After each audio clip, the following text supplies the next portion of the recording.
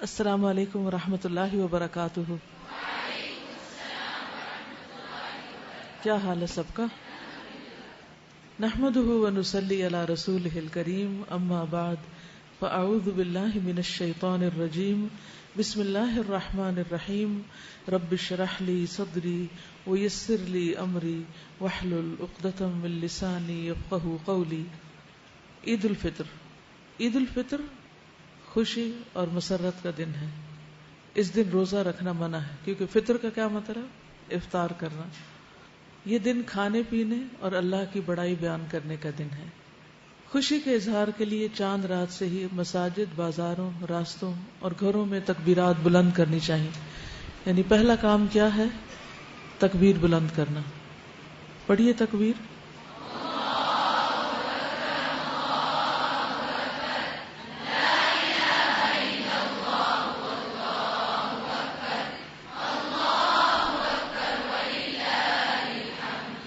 آپ خود گھر میں پڑھیے، اوروں کو پڑھوائیے۔ اگر پڑھوانا مشکل ہو تو آپ تکبیرات کی سی ڈی لگا دیجئے تاکہ گھر میں تکبیر بلند ہوتی رہے۔ اسی طرح دوسرے لوگوں کو بھی خاص طور پر بتائیے تاکہ اس سنت کو زندہ کیا جا سکے۔ دوسری چیز جو کرنے کی ہے وہ صدقہ فطر ہے، جس کو ہم فطرانہ بولتے ہیں۔ یہ ہر مسلمان پر فرض ہے، خواہ اس نے رمضان کے روزے رکھے ہوں یا نہ رکھے ہوں، سب کے لیے ہے۔ نماز عید سے پہلے پیدا ہونے والے بچے، گھر کے ملازمین اور گھر آئے ہوئے مہمان کا صدقہ فطر بھی دینا ہوگا۔ یعنی صاحب خانہ جو ہے وہ دے تو زیادہ بہتر ہے۔ اس کے لیے صاحب نصاب ہونا شرط نہیں کہ ایک سرٹن اماؤنٹ گولڈ کی ہو، تو پھر ویسے بھی سب کے اوپر ہے۔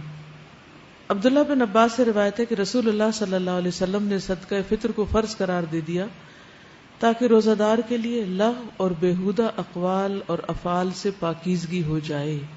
یہ ہے اس کا مقصد کہ سارا رمضان ہم نے اگر کوئی غلط بات کی ہے یا کمی بیشی ہم سے ہو گئی ہے تو اس صدقے کے ذریعے اس کا ازالہ ہو جائے۔ ویسے بھی صدقہ جو ہے وہ انسان کی برائیوں کو اس سے دور کرتا ہے۔ چنانچہ جس نے اسے نماز عید سے پہلے ادا کیا تو یہ ایسی زکوٰۃ ہے جو قبول کر لی گئی، اور جس نے اسے نماز کے بعد ادا کیا تو یہ عام صدقات میں سے ایک صدقہ ہوگا۔ یعنی اس کو نماز سے پہلے ادا کرنا ضروری، بلکہ ابھی سے اگر آپ لوگ تیاری شروع کر دیں تو بہتر ہے، کیونکہ ہم بالکل لاسٹ مومنٹ پہ چھوڑتے ہیں، پھر عید پڑھنے جا رہے ہوتے ہیں، پھر دیکھتے ہیں دائیں بائیں کوئی مل جائے تو گاڑی کا شیشہ نیچے کر کے چاہے کوئی مستحق ہے یا نہیں بس دینے کی کرتے ہیں تاکہ نماز سے پہلے ادا ہو جائے۔ عید کے روز مسواک کرنا، غسل کرنا، بہترین لباس پہننا اور خوشبو لگانا سنت ہے۔ نماز کے لیے جانے سے پہلے میٹھی چیز خصوصاً کھجوریں کھانا مسنون ہے۔ عیدگاہ جاتے ہوئے کثرت سے تکبیرات پڑھنا سنت ہے۔ عید کی 2 رکعتوں سے پہلے اور بعد میں کوئی نفل نماز نہیں، یعنی جب آپ عیدگاہ جائیں گے تو نفل نہیں پڑھیں گے۔ نماز عید کی ادائیگی کے لیے خواتین کو بھی جانا چاہیے۔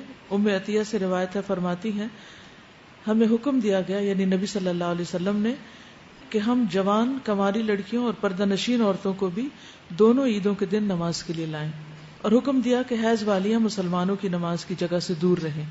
تو اس سے یہ پتہ چلتا ہے کہ عین جہاں مصلی ہو وہاں نہیں جانا چاہیے، تھوڑا پیچھے ہٹ کر انسان بیٹھ جائے، تسبیح کرے اور خاص طور پر دعا میں شریک ہو، کیونکہ دعا میں شریک ہونے کے لیے کہا گیا۔ نماز عید سے واپسی پر راستہ تبدیل کرنا سنت ہے۔ کسی وجہ سے نماز عید نہ پا سکنے والے افراد گھر میں 2 رکعت نماز اس وقت پڑھ سکتے ہیں۔ عید کے روز مسلمانوں کی باہم ملاقات آپس کی محبت بڑھانے کا ذریعہ ہے۔ صحابہ کرام اس ملاقات میں ایک دوسرے کو یہ دعا دیا کرتے تھے، تقبل اللہ منا ومنکم۔ چلیے قرآن مجید شروع کرتے ہیں۔ 27واں پارہ۔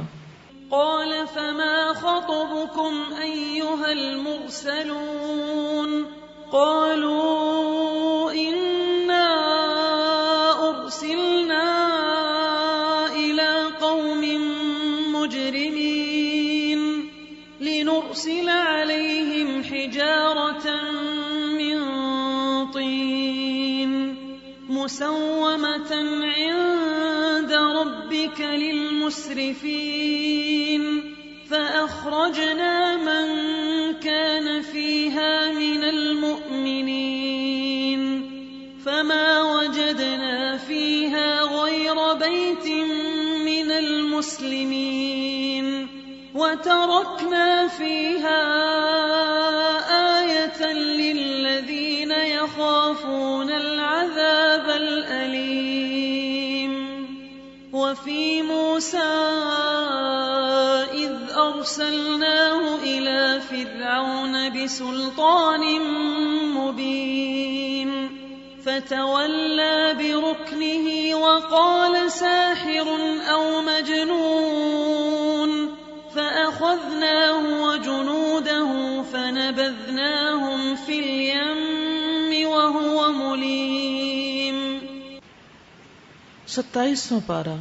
قال فما خطبكم أيها المرسلون قالوا إنا أرسلنا إلى قوم مجرمين لنرسل عليهم حجارة من طين مسومة عند ربك للمسرفين. شروع کرتی ہوں اللہ کے نام سے جو بے انتہا مہربان نہایت رحم فرمانے والا ہے. ابراہیم علیہ السلام نے کہا اے بھیجے ہوئے، اے فرستادگان الہی یعنی فرشتوں، کیا مہم آپ کو درپیش ہے؟ انہوں نے کہا ہم ایک مجرم قوم کی طرف بھیجے گئے ہیں تاکہ اس پر پکی ہوئی مٹی کے پتھر برسا دیں جو آپ کے رب کے ہاں حد سے گزر جانے والوں کے لیے نشان زدہ ہیں کہ کون سا پتھر کس کو جا کر لگے گا. پھر ہم نے ان سب لوگوں کو نکال لیا جو اس بستی میں مومن تھے، اور وہاں ہم نے ایک گھر کے سوا مسلمانوں کا کوئی گھر نہ پایا. اس کے بعد ہم نے وہاں بس ایک نشانی ان لوگوں کے لیے چھوڑ دی جو دردناک عذاب سے ڈرتے ہوں. حضرت ابراہیم علیہ السلام کے پاس جب فرشتے آئے تھے اس وقت آپ فلسطین میں تھے، اور جن بستیوں کی طرف عذاب جا رہا تھا وہ قریب ہی کی بستیاں تھیں، صدوم اور امورہ وغیرہ، جہاں ایک طویل عرصے تک حضرت لوط علیہ السلام نے تبلیغ کی تھی، لیکن ان کی دن رات کی کوششوں اور محنت کے باوجود کوئی شخص ایمان نہ لایا سوائے ان کے اپنے گھر والوں میں سے ان کی 2 بیٹیوں کے، حتیٰ کہ ان کی بیوی بھی ان کے ساتھ نہیں تھی. اس کی وفاداریاں اور اس کی محبت اس کی قوم کے ساتھ تھی. قوم لوط ایک خاص نشے میں مبتلا تھے، اور آخر وقت تک سمجھائے جانے کے باوجود اس سے نہ نکلے تو اللہ سبحانہ وتعالی نے ان پر اپنا عذاب بھیج دیا. اللہ کے حکم سے لوط علیہ السلام اور ان کے گھر والے بستی سے باہر آ گئے، اور پھر باقی بستی کو اٹھا کر آسمانوں پر لے جا کر زمین پہ پٹھا گیا. ان پر پتھر برسائے گئے، انہیں زمین میں دھنسایا گیا، انہیں پانی میں ڈبویا گیا. تقریباً 2000 سال پہلے کا یہ واقعہ ہے، لیکن آج بھی ان کے اثرات کھنڈرات بحر مرداد ڈیڈ سی کے پاس دیکھے جا سکتے ہیں. اور آج بھی جو سبق لینا چاہے یا سبق لینے کا جس کے اندر مزاج ہو وہ ان واقعات سے اور خصوصاً اس واقعے سے اور ان آثار قدیمہ سے سبق لے سکتا ہے اور اللہ کی نافرمانی کے کاموں کو چھوڑ سکتا ہے. وَفِي مُوسَىٰ إِذْ أَرْسَلْنَاهُ إِلَىٰ فِرْعَوْنَ بِسُلْطَانٍ مُبِينٍ. اور تمہارے لیے نشانی ہے موسیٰ علیہ السلام کے قصے میں جب ہم نے اسے سری سند کے ساتھ فرعون کے پاس بھیجا تو وہ اپنے بلبوتے پر اکڑ گیا، تکبر کرنے لگا اور بولا یہ جادوگر ہے یا مجنون. آخر کار ہم نے اسے اور اس کے لشکروں کو پکڑا اور سب کو سمندر میں پھینک دیا، ڈبو دیا، اور وہ ملامت زدہ ہو کر رہ گیا. اور تمہارے لیے نشانی ہے عاد میں جبکہ ہم نے اس پر ایک ایسی بے خیر ہوا بھیج دی کہ وہ جس چیز پر بھی گزر گئی اسے بوسیدہ کر کے رکھ گئی. اور تمہارے لیے نشانی ہے سمود میں جب ان سے کہا گیا تھا کہ ایک خاص وقت تک مزے کر لو، مگر اس تنبیہ پر بھی انہوں نے اپنے رب کے حکم سے سرتابی کی، یعنی بات نہیں مانی. آخر کار ان کے دیکھتے دیکھتے ایک اچانک ٹوٹ پڑنے والے عذاب نے ان کو آ گھیرا. رجفہ، صیحہ، طاغیہ، صاعقہ کے الفاظ آتے ہیں اس قوم کے عذاب کے لیے. پھر ان میں اٹھنے کی سکت نہ تھی اور نہ وہ اپنا بچاؤ کر سکتے تھے، کہیں بھاگ کے نہ جا سکے اپنی ساری ترقیوں کے باوجود. اور ان سب سے پہلے ہم نے نوح علیہ السلام کی قوم کو ہلاک کیا کیونکہ وہ فاسق لوگ تھے. انہم کانوا قوما فاسقین، اللہ کے نافرمان لوگ. والسماء بنیناہا بعید وانا لموسعون، اور آسمان کو ہم نے اپنے ہاتھوں سے بنایا اور ہم اس کو البتہ وسعت دیے جا رہے ہیں. یعنی آسمانوں کی وسعت کا تو اب بھی ہم مشاہدہ کرتے ہیں کہ جب گیلیکسیز ایک دوسرے سے دور ہوتی ہیں تو اس میں سے نئی گیلیکسیز پھوٹ نکلتی ہیں. اس کو یہ کہ مثال سے سمجھیے جیسے غبارے کے اوپر آپ قریب قریب ڈاٹس ڈال کر آپ اس کو پھلانا شروع کریں تو جو جو پھولتا جاتا ہے تو وہ ڈاٹس ایک دوسرے سے دور ہوتے جاتے ہیں. تو اسی طرح گیلیکسیز بھی دور ہوتی چلی جا رہی اور اس کے اندر سے نئی گیلیکسیز پیدا ہوتی چلی جا رہی. تو اللہ سبحانہ وتعالیٰ جتنا چاہے اپنی تخلیق میں اضافہ کر دے. وَالْأَرْضَ فَرَشْنَاهَا فَنِعْمَ الْمَاهِدُونَ, اور زمین کو ہم نے بچھایا اور ہم بڑے اچھے ہموار کرنے والے ہیں. وَمِن كُلِّ شَيْءٍ خَلَقْنَا زَوْجَيْنِ لَعَلَّكُمْ تَذَكَّرُونَ, اور ہر چیز کو ہم نے جوڑے جوڑے بنایا شاید کہ تم اس سے سبق لو. فَفِرُّوا إِلَى اللَّهِ إِنِّي لَكُمْ مِنْهُ نَذِيرٌ مُبِينٌ, میں تمہارے لیے اللہ کی طرف سے صاف صاف خبردار کر دینے والا ہوں. یعنی ان سارے واقعات سے سبق سیکھو اور نافرمانی کے کام چھوڑ کر سب اللہ کی طرف رجوع کرو اور اللہ سبحانہ وتعالیٰ کی طرف دوڑو. انسان کسی بھی چیز کی طرف دوڑتا کب ہے؟ جب اسے اس چیز کا شوق ہوتا ہے, جب اسے اس چیز میں کوئی فائدہ نظر آتا ہے, جب وہ اس کا گول ہوتا ہے, اس کا مرکز اور محور توجہ ہوتا ہے. پھر کسی کو بتانے کی ضرورت نہیں ہوتی کہ کس طرف کو جاؤ. جب انسان کا گول اور اس کے آبجیکٹیوز واضح ہوتے ہیں تو پھر دوڑ لگانے میں کچھ مشکل نہیں ہوتی. اس وقت مجھے حرم یاد آ رہا ہے کہ خانہ کعبہ کے اگر اوپر سے کہیں یعنی برڈ آئی ویو کریں تو آپ دیکھیں گے کہ جو ہی اذان بلند ہوتی تو ساری طرف سے لوگ ایک ہی طرف یعنی مختلف طرف سے آتے ہیں. ان کے بیک گراؤنڈ فرق ہوتے ہیں, مختلف لوگ ہوتے ہیں لیکن سارے ایک ہی طرف دوڑ رہے ہوتے ہیں. اسی طرح مسجد نبوی میں بھی نماز کے وقت یوں لگتا ہے جیسے ہر کونے خدرے سے لوگ نکل کر ایک طرف اکٹھے ہو رہے ہوں. تو یہ دوڑ اسی وقت ہوتی ہے جب انسان کے سامنے اپنا گول واضح نظر آتا ہے اس کو کہ اسے کرنا کیا ہے. زندگی میں بھی انسان تبھی دوڑ سکتا ہے, زیادہ پروڈکٹیو ہو سکتا ہے جب اس کو پتا ہو کہ اس نے کرنا کیا ہے اور اس کی ڈائریکشن واضح ہو. جب ڈائریکشن مختلف ہو تو لوگ مختلف سمتوں میں بکھر جاتے ہیں. اس لیے بہت ضروری ہے کہ ہمارے دل میں سب سے بڑھ کر اللہ کی محبت ہو, ہمارے دل میں اس کی ناراضگی کا خوف ہو, ہمارے دل میں اس کی عبادت کا شوق اور جذبہ ہو. پھر اللہ کی طرف جانے کے لیے کسی کو دھکیلنا نہیں پڑے گا اور ہم خود ہی دوڑنے لگیں گے کہ اللہ کے لیے کوئی کام کرنا ہے, اللہ کی طرف جانا ہے, اللہ نے بلایا, خواہ نماز کے لیے کسی اور کام کے لیے. جو ہی کال آئے گی اللہ کی رضا کے کسی بھی کام کے کرنے کے لیے تو فوراً ہی دوڑ پڑیں گے. اور اس کا فائدہ کیا ہے؟ نبی صلی اللہ علیہ وسلم نے فرمایا, اللہ تعالیٰ فرماتا ہے, اے ابن آدم تو میری طرف کھڑا ہو میں تیری طرف چل کر آؤں گا, تو میری طرف چل کر آ میں تیری طرف دوڑ کر آؤں گا. اور اگر ہم دوڑ کر جائیں تو اللہ سبحانہ وتعالیٰ اور کتنا زیادہ تیزی سے ہماری طرف پلٹیں گے. اس لیے دیر نہیں لگانی چاہیے, یعنی کفر اور معصیت اور ہر طرح کے گناہ سے توبہ کر کے اللہ کی جناب میں پناہ لینی چاہیے. اور نہ بناؤ اللہ کے ساتھ کوئی دوسرا معبود. انی لکم منہ نذیر مبین, میں تمہارے لیے اس کی طرف سے صاف صاف خبردار کرنے والا ہوں. یوں ہی ہوتا رہا ہے, ان سے پہلے کی قوموں کے پاس بھی کوئی رسول ایسا نہیں آیا جس سے انہوں نے یہ نہ کہا ہو کہ یہ ساحر ہے یا مجنون. کیا ان سب نے آپس میں اس پر کوئی سمجھوتا کر لیا ہے؟ نہیں, بلکہ یہ سب سرکش لوگ ہیں. بس اے نبی صلی اللہ علیہ وسلم ان سے رخ پھیر لیجئے. فما انت بملوم, آپ پر کچھ ملامت نہیں. وذکر فإن الذکریٰ تنفع المؤمنین, البتہ نصیحت کرتے رہیے کیونکہ نصیحت ایمان لانے والوں کے لیے نافع ہے, کیونکہ مومن جو ہے وہ نصیحت قبول کرنے والا ہوتا ہے. رسول اللہ صلی اللہ علیہ وسلم نے فرمایا, مومن کو اس حال میں پیدا کیا گیا کہ وہ آزمائش میں مبتلا ہونے والا, بہت توبہ کرنے والا اور بھولنے والا ہوتا ہے. جب اسے نصیحت کی جاتی ہے تو وہ نصیحت قبول کر لیتا ہے.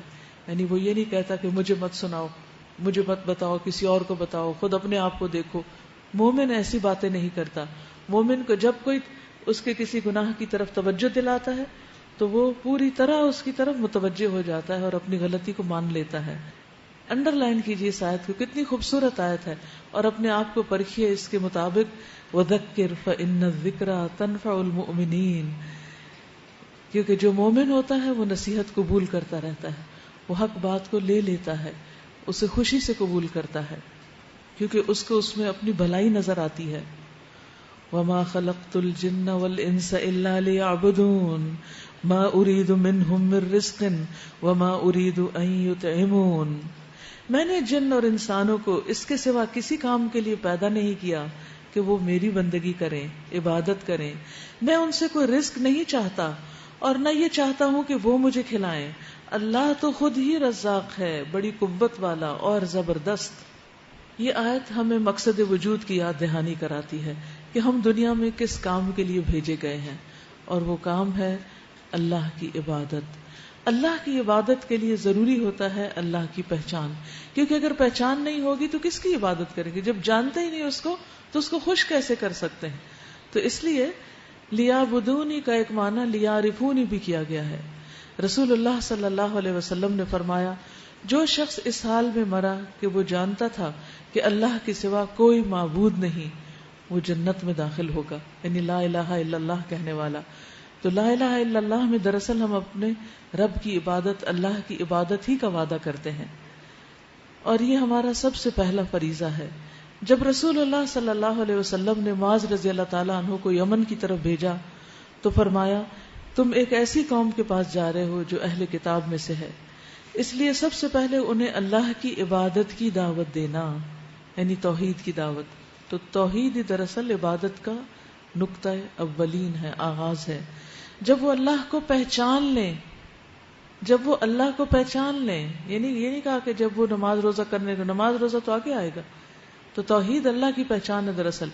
جب وہ اللہ کو پہچان لیں تو انہیں بتانا کہ اللہ تعالیٰ نے ان کے لیے دن اور رات میں 5 نمازیں فرض کی ہیں. جب وہ اسے ادا کر لیں تو انہیں بتانا کہ اللہ نے ان کے اموال میں زکوٰۃ فرض کی ہے جو ان کے فقیروں میں تقسیم کر دی جائے گی. اللہ تعالیٰ فرماتے ہیں، ما اريد منهم من رزق، میں بندوں سے رزق نہیں چاہتا، کیونکہ اللہ نے بنایا اپنی عبادت کے لیے اور ہم پڑ گئے دنیا کے پیچھے. یعنی سب سے زیادہ ہماری فکر کیا ہے؟ رزق کمانا، مال و دولت سمیٹنا. اور انسان یہ سمجھتا ہے کہ جس طرح مال و دولت سمیٹ کر وہ بچوں بیوی کو راضی کر سکتا ہے، ان کو کچھ دے کر، ایسے ہی شاید وہ اللہ تعالیٰ کو بھی خوش کر لے کہ وہ دنیا کے کون سے نمبر پر تھا مال کمانے میں، یا کتنا بڑا رچ تھا.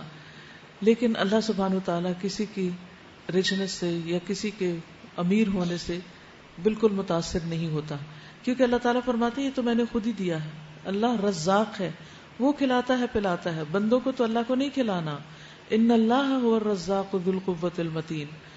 اور اس میں ایک اور سبق بھی ہے کہ جس کے پاس رزق نہ ہو تو اسے چاہیے کہ وہ اپنے رب سے رزق مانگے، کیونکہ رب صرف رازق نہیں، رزاق بھی ہے، بہت زیادہ رزق دینے والا. جب سے ہم پیدا ہوئے ہیں ہم دیکھتے ہیں کہ اللہ تعالیٰ ہمیں رزق دیے چلے جا رہا ہے.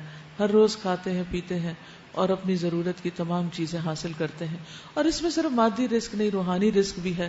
اللہ سبحانہ وتعالیٰ نے ہر طرح کا رزق ہمیں عطا کیا ہے. اس پر ہمیں اللہ کا شکر گزار ہونا چاہیے. بس جن لوگوں نے ظلم کیا ہے ان کے حصے کا بھی ویسا ہی عذاب تیار ہے جیسا انہی جیسے لوگوں کو ان کے حصے کا مل چکا ہے. یعنی پچھلی قوموں کو، اہل مکہ کو دھمکی دی جا رہی کہ باز نہیں آئے تو پھر ایسی خبر گیری ہوگی تمہاری، یعنی اس طرح تمہاری خبر لی جائے گی جیسے پہلے قوموں کی لی گئی. اس کے لیے یہ لوگ مجھ سے جلدی نہ مچائیں، آخر کو تباہی ہے کفر کرنے والوں کے لیے اس روز جس کا انہیں خوف دلایا جا رہا ہے. اور یہ خوف سب کو ہونا چاہیے. سورۃ الطور. بسم اللہ الرحمن الرحیم. والطور وكتاب مسطور في رق منشور والبيت المعمور والسقف المرفوع والبحر المسجور إن عذاب ربك لواقع ما له من دافع يوم تمور السماء مورا وتسير الجبال سيرا فويل يومئذ للمكذبين. سورۃ الطور. بسم اللہ الرحمن الرحیم. شروع کرتی ہوں اللہ کے نام سے جو بے انتہا مہربان نہایت رحم فرمانے والا ہے. والطور وکتاب مسطور، فی رق منشور والبیت المعمور والسقف المرفوع والبحر المسجور. قسم ہے طور کی. طور سے مراد وہ خاص پہاڑ جس پر اللہ تعالیٰ نے موسیٰ علیہ السلام کو تورات عطا کی تھی. وہ کتاب مستور، اور ایسی کھلی کتاب کی جو رقیق جلد میں لکھی ہوئی ہے، یعنی جو الہامی کتابیں ہیں. والبیت المعمور، اور آباد گھر کی. آباد گھر سے مراد 7ویں آسمان پر جو بیت المعمور ہے، جو ایک عظیم الشان گھر ہے. اس کے بارے میں حدیث میں آتا ہے کہ یہ 7ویں آسمان پر ہے. رسول اللہ صلی اللہ علیہ وسلم نے فرمایا مجھے بیت المعمور دکھایا گیا جب آپ معراج پر تشریف لے گئے. میں نے جبریل علیہ السلام سے اس کے بارے میں پوچھا تو انہوں نے بتایا کہ یہ بیت المعمور ہے. اس میں 70,000 فرشتے روزانہ نماز پڑھتے ہیں، اور ایک مرتبہ پڑھ کر جو اس سے نکل جائے پھر کبھی اس میں داخل نہیں ہوتا، یعنی کبھی قیامت تک اس کی باری دوبارہ نہیں آئے گی. تو اس سے آپ اندازہ لگائیں کہ اللہ تعالیٰ کی عبادت کرنے والے اور اللہ کی نماز پڑھنے والے کتنے فرشتے موجود ہیں. اگر ہم نہیں پڑھیں گے تو اس کو کیا پرواہ. والسقف المرفوع، اور اونچی چھت یعنی آسمان کی قسم. والبحر المسجور، اور ٹھاٹھے مارتے سمندر کی جو اللہ سبحانہ وتعالیٰ نے پیدا کیا اور قیامت کے دن جس میں آگ بھڑک اٹھے گی. ان عذاب ربک لواقع، تیرے رب کا عذاب ضرور واقع ہونے والا ہے. یعنی جس رب نے یہ سارے کام کیے ہیں وہ رب قیامت کے لانے کو یا تم پر عذاب لانے پر پوری طرح قادر ہے، جسے کوئی دفع کرنے والا نہیں. وہ اس روز واقع ہوگا، یعنی قیامت کے دن وہ عذاب آئے گا جب آسمان بری طرح ڈگمگائے گا، یعنی آسمان ہل جائے گا اور پہاڑ اڑے اڑے پھریں گے. یعنی اتنی بڑی بڑی چیزوں کا یہ عالم ہوگا تو ہمارا کیا حال ہوگا. تباہی ہے اس روز جھٹلانے والوں کے لیے جو آج کھیل کے طور پر اپنی حجت بازیوں میں لگے ہوئے ہیں، بحثیں کر رہے ہیں. یاد رکھیے دین کے معاملے میں بحثیں کرنا ناپسندیدہ ہے. ابو سعید خدری کہتے ہیں کہ ہم لوگ رسول اللہ صلی اللہ علیہ وسلم کے دروازے کے پاس بیٹھے آپس میں مذاکرہ کر رہے تھے. کوئی شخص ایک آیت نکال کر تنازع کرتا، کوئی دوسری آیت نکال کر یعنی بحث مباحثہ کرتا. بس رسول اللہ صلی اللہ علیہ وسلم غصے میں تشریف لائے، گویا آپ کے چہرے پر انار کا دانہ نچوڑا گیا ہو. آپ نے فرمایا اے لوگو، کیا تم اسی لیے بھیجے گئے ہو یا اسی کا حکم دیے گئے ہو؟ میرے بعد ایک دوسرے کی گردنیں مار کر کافر نہ بن جانا. یعنی مذہب کے نام پہ لڑائیاں اور فتنے اور فساد، اور ایک آیت کو ایک کے مقابلے میں ٹکرانا، اور جیسے بیت بازی ہوتی ہے شیر کے مقابلے میں شیر لایا جاتا ہے، تو قرآن کے ساتھ ایسا معاملہ نہیں کیا جا سکتا. یہ کوئی کھیل کی کتاب نہیں ہے، کوئی بحث مباحثے کی چیز نہیں. دین میں دو طرح کی چیزیں، ایک احکام وہ ہیں جو بالکل صاف ستھرے ہیں، جو ہر ایک کو سمجھ میں آتے ہیں. اگر ان میں کچھ جھول ہو یا کنفیوژن ہو تو کسی بھی عالم سے پوچھ لیا جائے تو وہ جواب دے دیتا ہے. کچھ آیات ایسی ہیں کہ جن کا اللہ سبحانہ وتعالیٰ نے خود مطلب نہیں بتایا، جیسے الف لام میم ہا میم وغیرہ، تو اس کے پیچھے پڑھنا ہی نہیں چاہیے، نہ ان کے مطلب نکالنے چاہیے، نہ ان پر بحثیں کرنی چاہیے، نہ ان میں کسی قسم کی کوئی تکہ بازی کرنی چاہیے. ان کے معاملے میں آمنا و صدقنا کہہ دینا چاہیے، کیونکہ اللہ نے اتارا ہے اور اس کا کوئی مقصد ہے جس کے لیے وہ اتارا ہے. تو بہرحال انسان اس معاملے میں بہت محتاط رہے کہ دین کے کسی حکم کے آنے کے بعد کیوں، کیسے ہو سکتا ہے، یہ تو آج کے دور میں پاسبل نہیں، یہ حرکتیں نہیں کرنی چاہیے. اگر کوئی ایسا کرے تو پھر انجام تباہی ہے. جس دن انہیں دھکے مار مار کر نارے جہنم کی طرف لے جایا جائے گا. استغفر اللہ. دنیا میں اگر کسی بھیڑ میں کوئی دھکا دے دے تو اتنی انسلٹ فیل ہوتی ہے اور اتنا برا لگتا ہے کہ کسی نے ہمیں دھکا دیا کیوں. لیکن وہاں پر انسان کو اس کے اپنے اعمال کے صلے میں یہ سب ملے گا. اس وقت ان سے کہا جائے گا کہ یہ وہی آگ ہے جسے تم جھٹلایا کرتے تھے. اب بتاؤ یہ جادو ہے یا تمہیں سوجھ نہیں رہا؟ اب جاؤ، اب جھلسو اس کے اندر، یعنی اس آگ میں. تم خواہ صبر کرو یا نہ کرو تمہارے لیے یکساں ہے، تمہیں ویسا ہی بدلہ دیا جا رہا ہے جیسے تم عمل کر رہے تھے. متقی لوگ وہاں باغوں اور نعمتوں میں ہوں گے، لطف لے رہے ہوں گے ان چیزوں سے جو انہیں ان کا رب دے گا، اور ان کا رب انہیں دوزخ کے عذاب سے بچا لے گا. اللہ ہم سب کو بچا لے. ان سے کہا جائے گا کھاؤ اور پیو مزے سے اپنے ان اعمال کے صلے میں جو تم کرتے رہے ہو. تو اصل قیمت کام کی ہے، باتوں کی نہیں.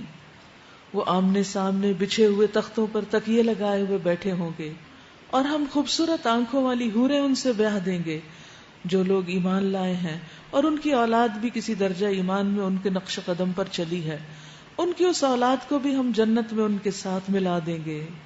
انسان کے لیے آنکھوں کی ٹھنڈک اور ان کے عمل میں کوئی گھاٹا ان کو نہ دیں گے.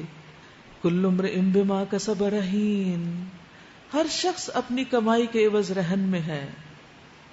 رہن کیا ہوتا ہے؟ گروی رکھنا. جیسے کسی کو کسی سے کوئی چیز یعنی قرضہ لینا ہوتا ہے تو وہ اپنا کوئی سونا زیور کوئی قیمتی چیز رکھوا کے اس کے عوض کچھ پیسہ قرض لے لیتا ہے، اور وہ چیز اس وقت تک دوسرے کے پاس قید ہوتی ہے جب تک کہ وہ پیسہ ادا نہ کیا جائے. تو اسی طرح انسان کی جان پکڑی ہوئی ہے جب تک نیک اعمال دے کے چھڑا نہ لے.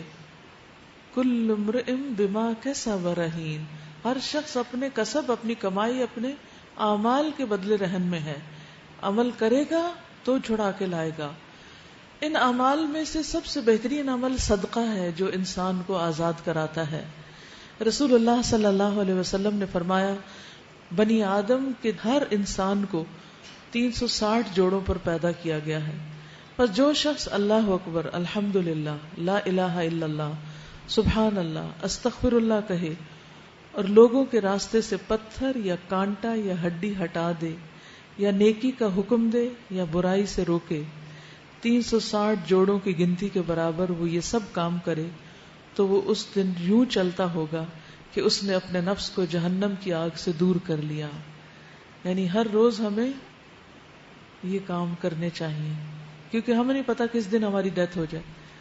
یاد رکھیے جو لوگ ڈیتھ بیڈ پر ہوں، جو لوگ ہسپتالوں میں ہوں، جو اپنے بستر سے ہل بھی نہ سکتے ہوں، ان کو خاص طور پر یہ تسبیحات لکھ کر دیجئے کہ وہ لیٹے لیٹے پڑھتے رہیں تاکہ جس دن وہ دنیا سے جائیں اپنا ایک طرح سے صدقہ دے کے اپنا کفارہ کر چکے ہوں اور اپنی جان چھڑا چکے ہوں. اور یاد رکھیے کہ اگر یہ سارے کام ناممکن ہو کسی دن میں کرنا تو 2 رکعت چاشت کی نماز ان کی کفایت کرتی ہے. انسان کو اس دن کے لیے اس کے سارے جوڑوں کا صدقہ اس کو آزاد کروا دیتی. یعنی چارہ ہی نہیں کہ ہم کچھ نہ کچھ نہ کریں، کرنا ہی کرنا ہے. یا ذکر کریں. میں کل سوچ رہی تھی کہ ذکر سے بھی آسان کوئی کام ہے. آپ مزے سے بیڈ میں لیٹ جائیں اور جب تک آپ کو نیند نہیں آتی آپ ذکر کرتے رہیں. آپ کہیں بیٹھے ہوں، یعنی سب سے آسان کام اللہ تعالیٰ نے بتایا اور سب سے زیادہ اجر والا کام. تو یہ ذکر ایسی چیز ہے کہ جو انسان کی بہت سی تکلیفوں کو بھی دور کرتا ہے، دلوں کو بھی اطمینان دیتا ہے، غم اور دکھ اور پریشانیاں دور کرتا ہے اور اس کے ساتھ ساتھ جہنم سے آزادی کا ذریعہ بھی ہے. اور قیامت کے دن سابقون مفردون جو ہوں گے وہ سب سے آگے آگے ہوں گے. وَأَمْدَدْنَاهُمْ بِفَاكِهَةٍ وَلَحْمٍ مِّمَّا يَشْتَهُونَ، ہم ان کو ہر طرح کے پھل اور گوشت جس چیز کو بھی ان کا جی چاہے گا خوب دیے چلے جائیں گے. وہاں وہ ایک دوسرے سے جام شراب لپک لپک کر لے رہے ہوں گے جس میں نہ کوئی آوا گوئی ہوگی نہ بد کرداری، اور ان کی خدمت میں وہ لڑکے دوڑتے پھر رہے ہوں گے جو انہی کے لیے مخصوص ہوں گے. یعنی ہر ایک کا خادم الگ ہوگا، وہ ڈیوائیڈڈ نہیں ہوگا کہ ایک آواز دے رہا اور دوسرا دے رہا ہے. ایسے خوبصورت جیسے چھپا کر رکھے ہوئے موتی، اتنے خوبصورت سروس دینے والے ہوں گے. یہ لوگ آپس میں ایک دوسرے سے دنیا میں گزرے ہوئے حالات پوچھیں گے، پچھلی کہانیاں، کیونکہ اب کوئی اور کام تو ہے نہیں، فارغ ہیں. اب فارغ ہوئے کہانیاں بتانے کو ایک دوسرے کو. ایک شخص نے دوسرے سے کہا کہ آؤ کچھ باتیں کریں، تو انہوں نے کہا کہ پھر سورج کو بھی روک لو. یعنی وقت تو گزرتا جا رہا ہے اور ہم باتیں کر کر کے اس کو گزارتے گئے تو کرنے کا کام تو رہ جائے گا، کیونکہ ہمارے پاس مخصوص آورز ہیں، زیادہ ٹائم نہیں ہے، ہر دن میں چند گھنٹے ہوتے ہیں. تو ہمیں پھر پرائرٹائز کرنا ہوگا کہ ان گھنٹوں میں ہمیں کیا کرنا ہے. صرف دل بہلانے والی باتیں کرنی ہے یا کوئی پروڈکٹیو کام کرنا ہے، کیونکہ وہ وقت ڈبل تو نہیں ہوتا، وہ وقت اتنا ہی رہتا ہے جتنا ہوتا ہے. تو اس لیے بہت ضروری ہے کہ جتنے دلوں میں باتیں ہیں وہ چھوڑ دیں آخرت کے لیے، کہ اللہ ہمیں وہاں موقع دے اور الف سے یہ تک ساری کہانیاں ایک دوسرے کو زندگی کی سنائیں وہاں جا کر، جو ابھی ممکن نظر نہیں آتا. یہ کہیں گے کہ ہم پہلے اپنے گھر والوں میں ڈرتے ہوئے زندگی بسر کرتے تھے. اپنے گھر والوں میں، یعنی گھر کے اندر انسان سب سے زیادہ ریلیکس ہوتا ہے اور وہ سمجھتا ہے وہ کچھ بھی کر لے تو کوئی اس کا کیا کوئی بگاڑے گا. دلیر ہوتا ہے، جری ہوتا ہے، ایک دوسرے کے ساتھ مذاق کر رہا ہوتا ہے، اور گھر والے ایک دوسرے کو کور بھی کر رہے ہوتے ہیں. اگر ایک بہن بھائی نے نماز نہیں پڑھی تو دوسرا اس کو چھپا جائے گا یا کچھ بھی. تو کیسے لوگ جنت میں پہنچیں گے جو دنیا میں اپنے گھر والوں میں بھی اللہ سے ڈرتے تھے، کوئی غلط قسم کے مذاق، غلط باتیں، کوئی حرام کام نہیں کرتے تھے. اور گھر والوں کے بیچ میں سب سے زیادہ انسان انجوائے کرتا ہے نا، باتیں کر کر کے، اور لمبی باتیں ہوتی چلی جاتی اور کوئی روکنے والا بھی نہیں ہوتا. تو وہ ان تمام چیزوں سے بچتے تھے جو آخرت کو نقصان دینے والی تھی. اس سے ایک اور بات یہ بھی پتہ چلتی ہے کہ ہمیں سب سے پہلے اپنے گھر والوں کی فکر کرنی چاہیے، اپنے بچوں کی فکر کرنی چاہیے کہ وہ دین پر ہیں یا نہیں. ہمارے بچے کس قسم کا لباس پہن رہے ہیں، ان کے اندر حیا ہے نہیں، نمازوں کی پابندی ہو رہی ہے کہ نہیں، فرائض ادا ہو رہے ہیں کہ نہیں. یہ گھر والوں میں ڈر کر رہنے کی بات ہے، لیکن ہم الٹا ڈرتے ہیں. ہم گھر والوں سے ڈر کر رہ رہے ہیں، گھر والوں میں ڈر کے نہیں رہ رہے، گھر والوں سے ڈر کے رہ رہے ہیں، کیونکہ ہمیں پتا ہوتا ہے کہ اگر ہم ان کو منع کریں گے ہم سے ناراض ہو جائیں گے. تو گھر والوں سے ڈر کی وجہ سے ہم ان کو نہیں منع کرتے کہ تم اپنے غلط طریقے چھوڑو. تو اس میں خصوصی طور پر جو ہماری والدین کی، پیرنٹس کی ذمہ داری بنتی ہے اس کو ادا کرنا چاہیے اللہ سے ڈرتے ہوئے. آخر کار اللہ نے ہم پر اپنا فضل فرمایا اور ہمیں جھلسا دینے والی ہوا کے عذاب سے بچا لیا. ہم پچھلی زندگی میں اسی سے دعائیں مانگتے تھے، وہ واقعی بڑا ہی محسن اور رحیم ہے. پس اے نبی صلی اللہ علیہ وسلم آپ نصیحت کیے جائیے اپنے رب کے فضل سے، نہ آپ کاہن ہیں اور نہ مجنون.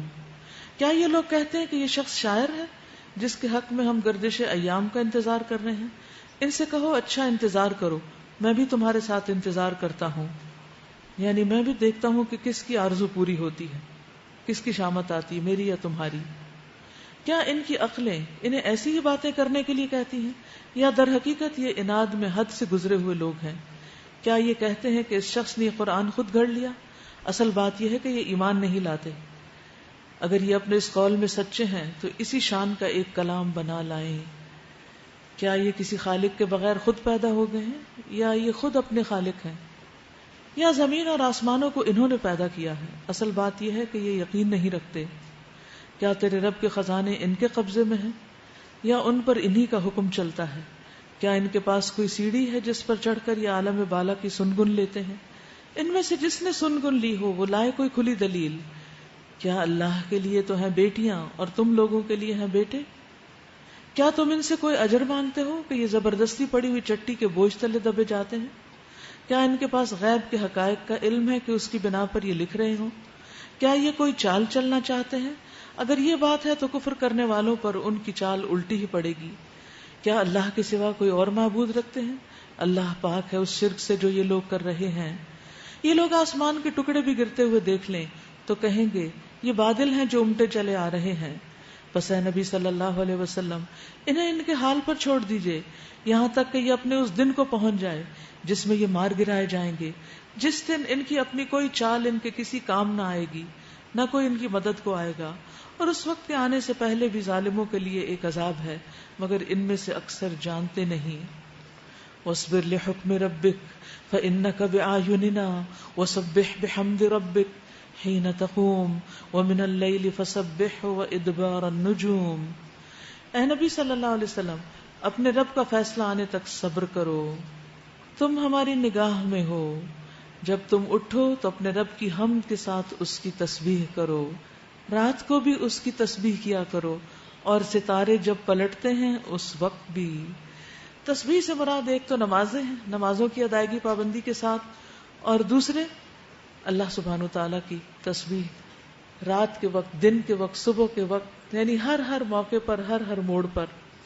شریح کہتے ہیں کہ میں حضرت عائشہ کے پاس گیا اور ان سے پوچھا کہ رسول اللہ صلی اللہ علیہ وسلم جب رات میں نیند سے جاگتے تو پہلے کیا کرتے، اٹھتے ہی کیا کرتے تھے؟ انہوں نے جواب دیا تم نے مجھ سے ایسی بات پوچھی ہے جو تم سے پہلے کسی نے نہیں پوچھی.